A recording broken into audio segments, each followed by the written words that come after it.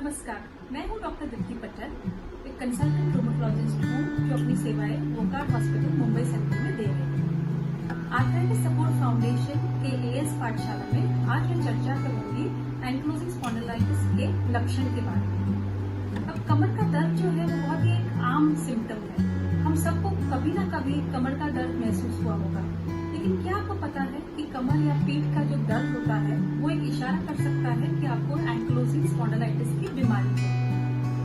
Ankylosing spondylitis एक गठिया रोग है, यानी कि ऐसा टाइप का बीमारी जिसमें जोड़ों में सूजन होती है। ये खास करके रीढ़ की हड्डी में, स्पाइन में सूजन करती है।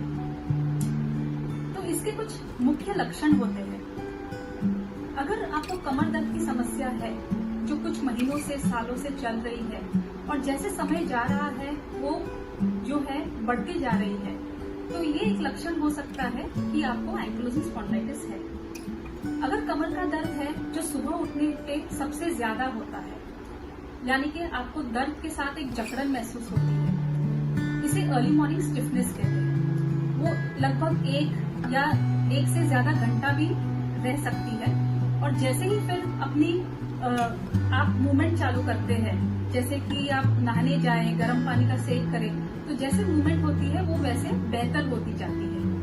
तो इसे हम कहते हैं इन्फ्लेमेटरी पेन, जो अक्सर मूवमेंट करने से बेहतर होती है। सुबह उठने के बाद अगर पैर नीचे आप जमीन पे रखें और उसमें एड़ी में दर्द हो, एड़ी में दर्द के साथ साथ सूजन हो और जैसे जैसे आप वापस चलना फिरना शुरू करें तो एड़ी का दर्द कम हो, तो वो भी एक लक्षण हो सकता है एंकिलोजिंग स्पॉन्डिलाइटिस का। कमर की हड्डी और एड़ियों के अलावा ये बाकी जॉइंट्स, यानी कि हमारे जो बड़े जॉइंट्स हम बोलते हैं, घुटनों में, कंधों में, इसमें भी दर्द और सूजन कर सकता है। इसके अलावा अन्य अंग में, जैसे कि कुछ लोगों को आंखों में जो सफेद हिस्सा होता है उसमें लाली हो सकती है, जिसको हम inflammation of the eyes, anterior uveitis कहते हैं। ये भी एक एंकिलोजिंग स्पॉन्डिलाइटिस का हिस्सा हो सकता है। इसके साथ साथ कुछ पेशेंट्स जो एंकिलोजिंग स्पॉन्डिलाइटिस के होते हैं उनको चमड़ी की बीमारी, जैसे हम सोरायसिस बोलते हैं, वो भी इसके साथ हो सकता है।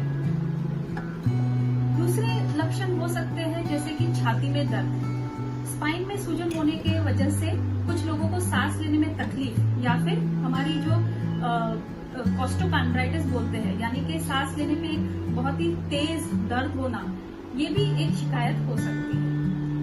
इसके साथ साथ पेशेंट्स को थकान महसूस होना, वजन कम होना, रात को नींद में जागकर दर्द होना और फिर करवट बदलने में तकलीफ होना, ये भी एक लक्षण है एंकिलोजिंग स्पॉन्डिलाइटिस का। ये बीमारी महिलाओं को भी हो सकती है और पुरुषों को भी, लेकिन महिलाओं के मुकाबले पुरुषों को ये बीमारी से ज्यादा प्रभावित होते हैं। ये किसी भी आयु में हो सकते हैं, लेकिन किशोर अवस्था से लेकर 45 साल की उम्र में ये ज्यादा पाई जाती है। तो अगर आप पुरुष हैं जिनकी उम्र 20 से 45 उम्र की है और आपको कमर का दर्द है जो 3 महीने से लगातार चल रहा है, यानी सुबह उठने पे एक अकड़न जकड़न महसूस होना जो चलने फिरने से आसान होती है, एड़ी में दर्द हो रहा हो, रात के समय नींद खुल जाती हो दर्द से और बिस्तर में करवट बदलने की शिकायत होती हो, तो जरूर आपको एक रूमेटोलॉजिस्ट से संपर्क करना चाहिए। ये बीमारी जो है वो पीढ़ी दर पीढ़ी भी चल सकती है, इसलिए अगर किसी के घर में किसी को एंकिलोजिंग स्पॉन्डिलाइटिस है या फिर कोई गठिया रोग है, तो उन लोगों को ये बीमारी होने की ज्यादा संभावना है। उसके साथ साथ आपका एक जेनेटिक टेस्ट होता है जिसे हम HLA-B27 कहते हैं। तो अगर किसी का HLA-B27 पॉजिटिव है और उनको ये लक्षण है, तो आपको एंकिलोजिंग स्पॉन्डिलाइटिस की बीमारी हो सकती है। ये बीमारी जो है वो सालों तक चलने वाली होती है, इसलिए इसका निदान और उपचार बहुत ही जल्द करना जरूरी है। अगर ये बीमारी जल्दी पकड़ में आ जाती है तो इसका सही इलाज से लोगों की डिफॉर्मिटी या डैमेज जो हम बोलते हैं वो हम रोक सकते हैं, और ये अपने जो डे टू डे जो अपना जीवन है उसके लिए ये बहुत ही जरूरी है। एंकिलोजिंग स्पॉन्डिलाइटिस एक क्रॉनिक बीमारी है। क्रॉनिक यानी लंबे समय तक चलने वाली, ये महीनों से, सालों से चलती रहती है और ये मिटती नहीं है। इसलिए पेशेंट्स को बहुत जरूरी है कि वो समझे कि अगर आपका डायग्नोसिस हुआ है कि आपको एंकिलोजिंग स्पॉन्डिलाइटिस है और आप ट्रीटमेंट पे है, तो वो ट्रीटमेंट लगातार चालू रखना है और डॉक्टर की सलाह पे ही वो ट्रीटमेंट में बदलाव करना है। रेगुलर ट्रीटमेंट और फॉलोअप से आपका फायदा रहेगा।